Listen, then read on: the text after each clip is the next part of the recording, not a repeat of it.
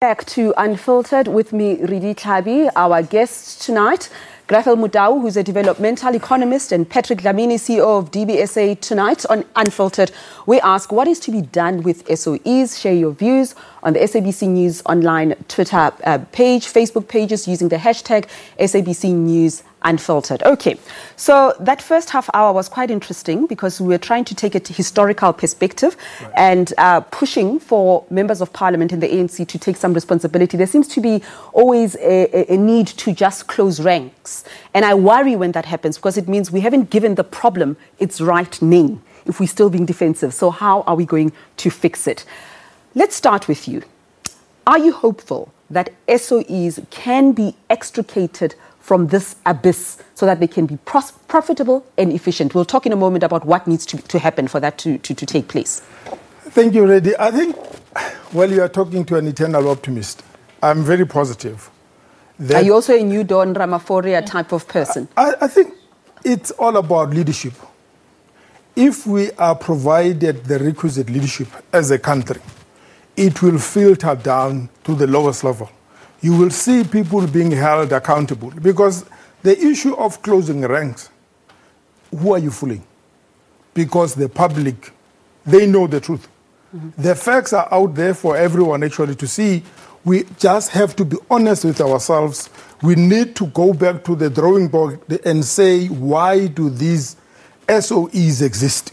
For what purpose are they to serve? I think that's very important. And Mr. Vavi talked about the historical part, the poor white problem, and the fact that the SOEs were created deliberately to help Afrikaners rebuild themselves after the Anglo-Boer War. Yeah. So the question that I'm asking is this. The debate out there is that privatize them. In fact, the Minister of Finance, Tito Mboweni, speaking off the cuff, talked about privatizing SAA.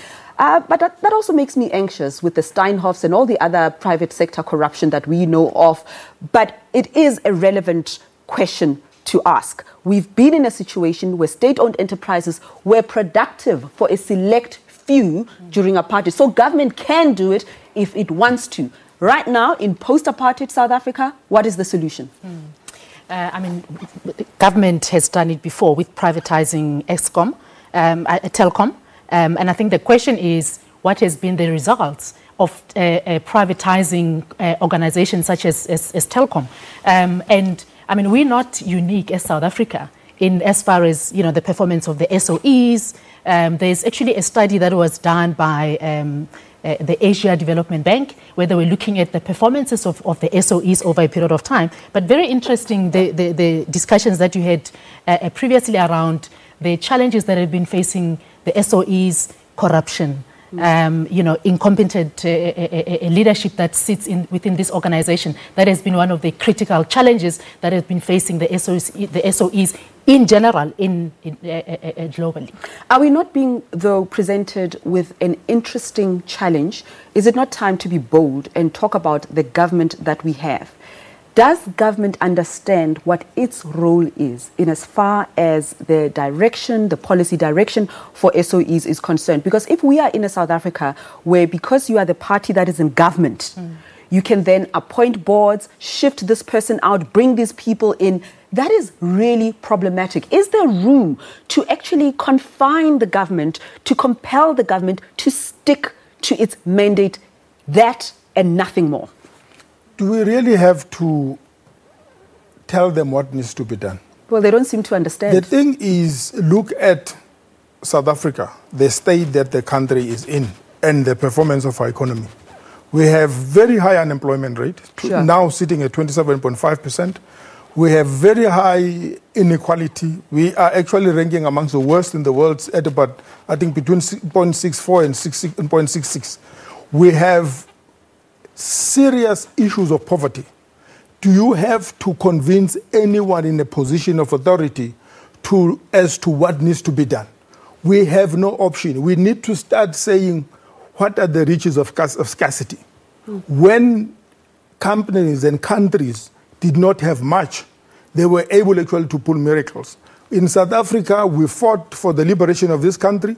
We then got into power. We cannot then forget our mandate. The struggle is not yet complete until we are able to provide dignity to our people, and that dignity won't be brought about by the income grants that actually we're providing to the poor. Absolutely. We need to start making sure that we create quality and sustainable jobs. We need to make sure that SOEs are a policy instrument. Right. They are there as an extension of the state to serve a particular purpose, carrying out a particular mandate. We need to start saying, what is the relevance of each and every SOE? Is it relevant? Is it doing its job as it is meant to?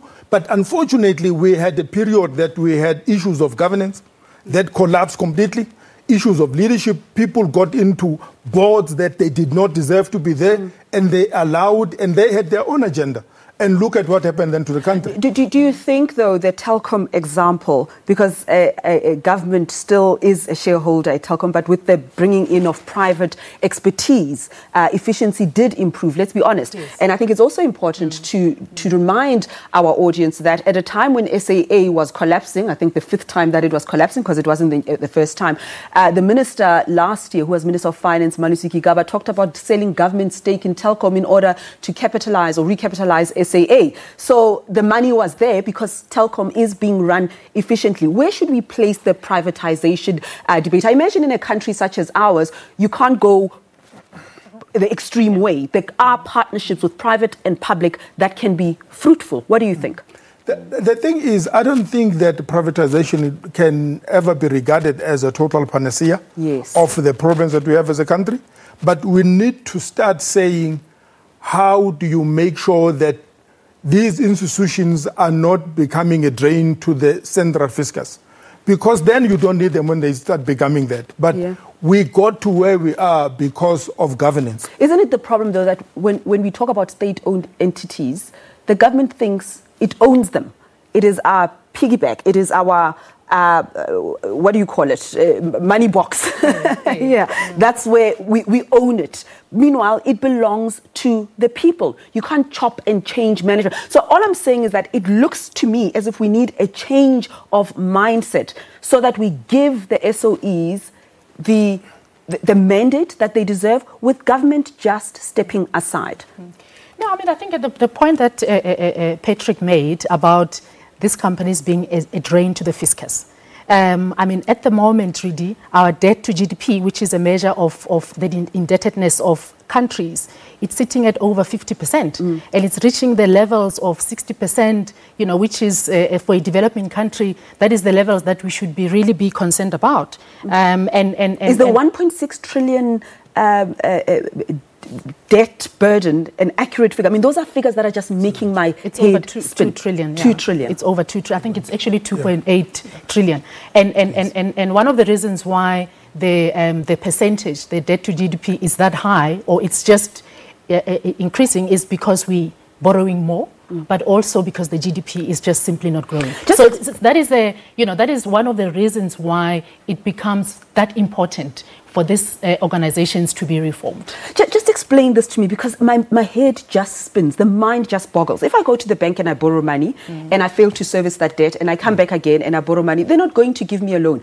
How has SAA in particular managed to get one bailout after another? I mean, between 1999 and 2016, I think it was 14.4 billion. And then, of course, there was the 10 billion loan, and then the 5 billion that was announced in the midterm statement. We'll talk about that when we come back, because it seems to me that if you keep doing the same thing, you are going to get the same result, and we're not going anywhere. Did someone define that as insanity? We'll get to that in just a moment. Let's take a break. Stay with us.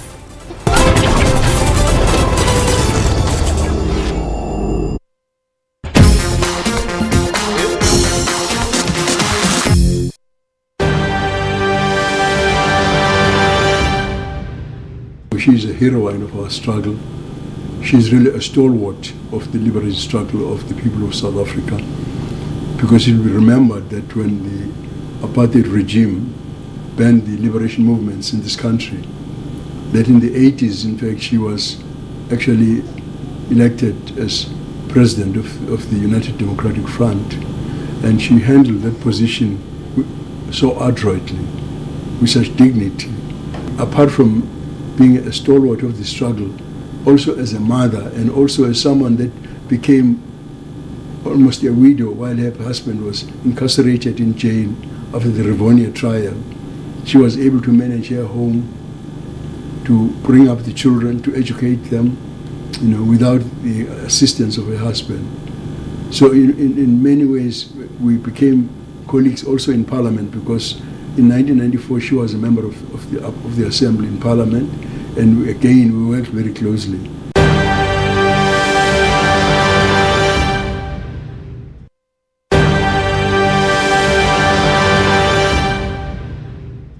For me, Albertina Sisulu was a struggle icon from a struggle icon family. She was a fighter for family and women's rights, and indeed the rights of all disenfranchised people and the whole world. I also give thanks for her 92 years of life. Hers was a faithful life of service and dedication and sacrificed, lived for her family and for others, especially for the restoration of the dignity of all South Africans.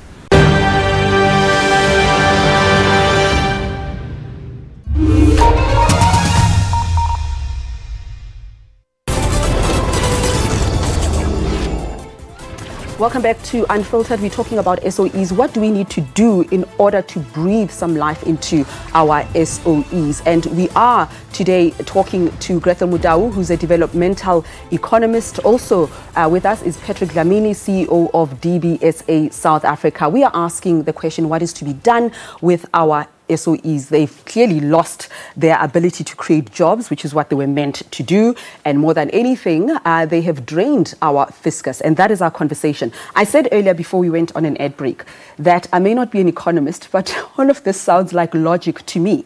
You borrow money from the government over a 10-year period. You get to a point where you can't finance your debt, because that's the issue. Borrowing money is not ideal, but if you can finance your debt, fine. We can still talk. You're getting one bailout after another. Something is wrong with that as a solution. I think, the thing with governments is that you and I pay our taxes, right? And they also have mandates that have to, that they have to achieve, including health, education, etc. And also economic development. And as a result of these mandates that they need to deliver on, it's never enough money. And so as a result, you're always sitting with a deficit. Well, if in the current environment, it would be different in an environment where our economy is growing, because if our economy is growing at appropriate rates, say maybe 5 or 6 or so %, maybe that will make sure that there's a lot more people that are paying taxes, because more people will be employed, and therefore there will be more revenues, and as a result, that will reduce the need and the amount that government will have to borrow. And going to the question that you ask, then what tends to happen is government will borrow to cover that deficit that they're having, and then over a period of time, then, so the other point to make is that when they borrow, it's very important that they are able to then, pace it in a way that it covers the, how do I put it? That they're able to redeem, at the appropriate time. And that none of that is happening now. And none of that is happening at the moment. So Patrick, maybe the point to correct is that government is paying at the moment. They're able to pay the interest, but they're also able to redeem. But to be able to do that, they still have to borrow from the capital markets. Okay, so let's just talk about what we need as South Africans. SAA, our national pride. The SABC, we need a public broadcaster, I believe, but there's an opportunity to run it differently. So the question that I'm asking is, should we demand as citizens, and how do we do that, that the government plays a lesser role in the appointment of board members and people who are running this? The reason I'm asking is because from time to time we wake up to news that this particular minister was on the side of this particular chairman, this particular minister or president preferred that person for chair of SAA. That shouldn't happen. Government should not have a preference and even conversations about who's running the boards. Agreed, Reddy. I think it's quite key that we ought to do and deal with governance quite differently. These institutions are supposed to have what they call in governance world nomination committees. These are subcommittees that are responsible for finding the right fit, because we have to look at how balanced is your board in terms given their mandate and then the skill set that actually they ought to have. And we're not short of talent and expertise in South Africa. But currently, that thing is all over the place. Sometimes even officials within government will put in their friends into these institutions. People that have got no clue in terms of what is expected of them. So as long as we behave in that manner in terms of dealing with government in these institutions, we cannot then expect something positive or different given the input actually there, because what you put in is going to be what you get. But when we start holding these institutions accountable and we put in place safeguards that says we want nothing but optimal governance levels, we want to make sure that the leadership, they have what actually it takes to be in those positions and be held accountable and be fired when actually they don't deliver on those things. And making sure that there is no political interference. Because political interference will also confuse these boards and the management of these institutions. When you still have those confusions, we cannot then expect not to have chaos in those institutions. What I suspect that... Sorry, maybe can I add something to that? Is that once you have that board, then it becomes very important that as a shareholder ministry, you hold that board accountable. But to make sure that the board then appoints the right people with the right skills and competence. And then make sure that you give those executives, the goals and objectives, you monitor them on a regular basis, you make sure that you instill the culture of performance, and that will slowly then turn things around. The painful one that I want to ask, and that's what I wanted to get the Member of Parliament to speak to as we wrap up the conversation. Workers are watching all of this and they're saying, I didn't make those decisions. What's this got to do with me? Are retrenchments inevitable as an SOE cleans up, as it were? You know, it all depends. If an SOE has got to restructure itself and it is bloated or overstaffed, the only way then will be for it to right size itself, so that then it is able to start dealing with the cost pressures properly. But unfortunately, where you have these issues of restructuring and institutions are bloated because you have people that are not productive, I'm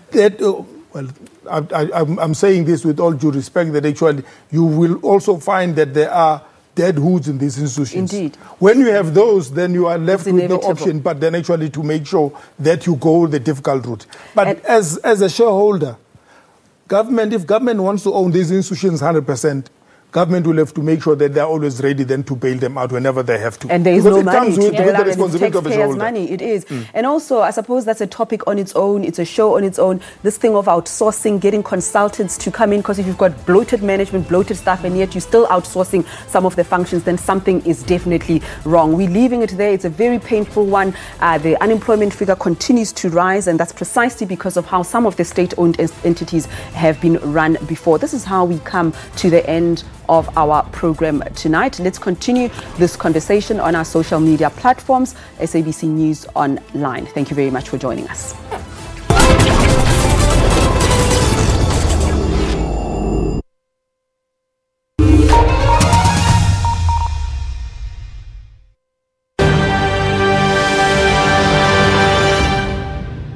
She represented everything that is the best about South Africa: fortitude, perseverance, courage, under unbelievably difficult circumstances, holding together her family as a single mother while her husband was incarcerated.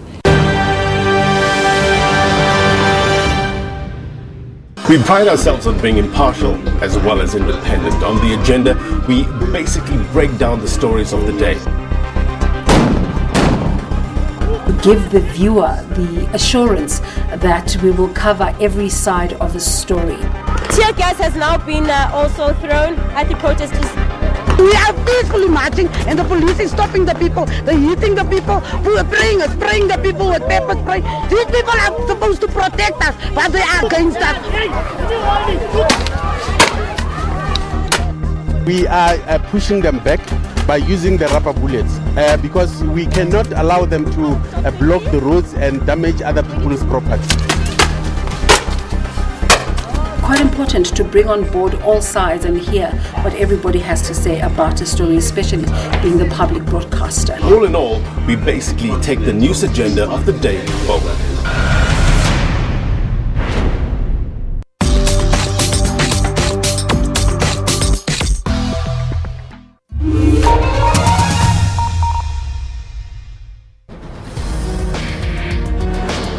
The story of Gwatyu is a microcosm of the problems that continue to plague land reform, where the challenges of redistribution. We've added more time so that we can continue with our conversation. So that's what it is, an extended Unfiltered, just to see whether there's space for all these conversations and to deepen this conversation. We're having a very important conversation today of national importance, and we are in conversation with economists tonight.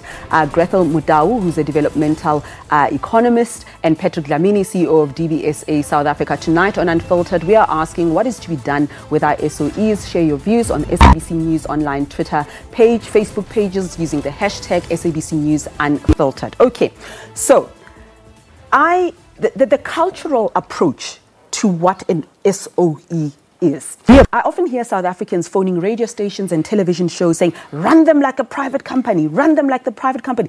There seems to be a certain cultural shift when something is a private company, meaning that you are accounting to the shareholders and that you don't have money somewhere that you can just constantly be using as a bailout. But then at the same time, we have the example of Steenhoff, and I'm sure it's not the only one. We've seen some banks collapsing and so on. So what are your thoughts around the cultural shift? How should we wake up tomorrow and look at an ESCOM, an SABC? It's sometimes seen as a possession, as it were, of the day for them to do with as they please. That can't be sustainable.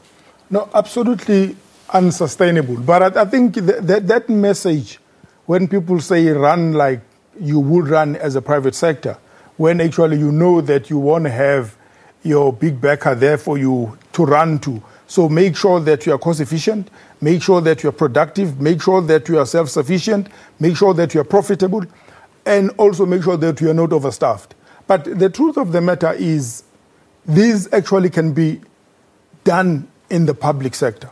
We just need to make sure that we have the right guys men and women who can be able to come in and run these institutions the way these institutions ought to be run.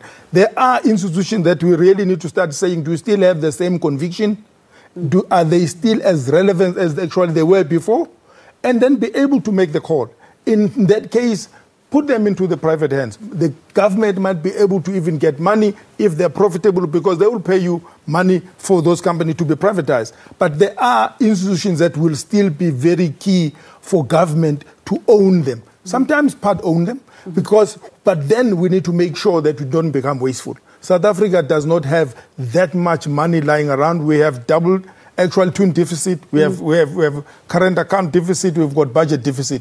Therefore, we rely on countries with budget surplus and current account surplus to fund our deficits, because we go outside to raise money to come actually and fund some programs of government. So therefore, it's very important that we become conscious that we have to be lean and mean and do what we're supposed to do. But the thing is, we have also to be bold enough for people to be taken to jail if they commit criminal acts.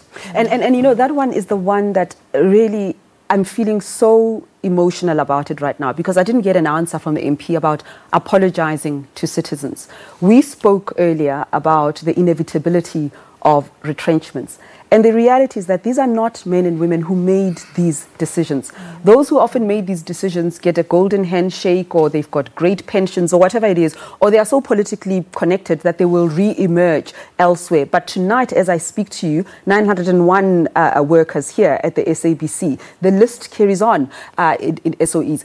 Just talk to me about that component, that we've got this high unemployment rate. So, you are solving one problem, but creating another, because those unemployment figures are going to increase. Yeah, really, it really boils down to accountability.